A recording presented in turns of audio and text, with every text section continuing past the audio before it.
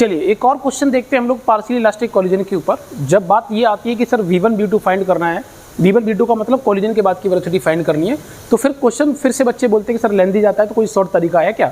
तो formula based अगर question solve करेंगे तो बहुत जल्दी हो जाता है। जैसे कि मैं एक क्वेश्चन यहाँ से लेता हूँ, हमारे पास यहाँ पर 2 ब्लॉक हैं, 20 kg का मास इसका भी दिया है, 20 मीटर पर सेकेंड से ये चल रहा है। एक और ब्लॉक मैंने लिया है यहाँ पर, इस ब्लॉक का भी मास 20 की जगह पर मैंने 10 ले लिया है, ई की वैल्यू हाफ दी है और हमसे पूछा जा रहा है कि बताइए इसका V1 और V2 कैसे निकालना है सर। तो फिर से हम लोग यहाँ से बात करेंगे, तो हमारे पास एक फार्मूला के अगर बारे में बात करेंगे तो बहुत ईजिली इसे सॉल्व कर सकते हैं। तो एक फार्मूला लिखेंगे यहाँ पर m1 minus E times of m2 upon m1 plus m2 into u1 plus 1 plus E m2 upon m1 plus m2 into का u2।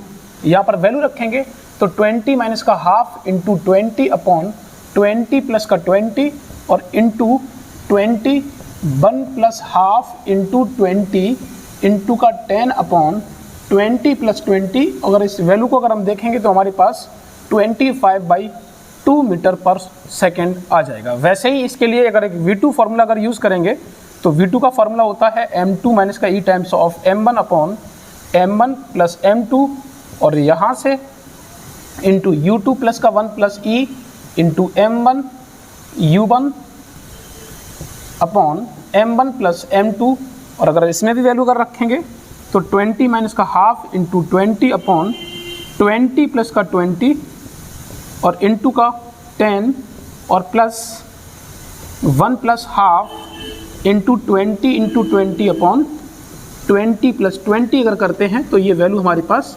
35/2 मीटर पर सेकंड आ जाएगी। तो इस तरह के क्वेश्चन हम बहुत जल्दी कर सकते हैं। ओके बेटा।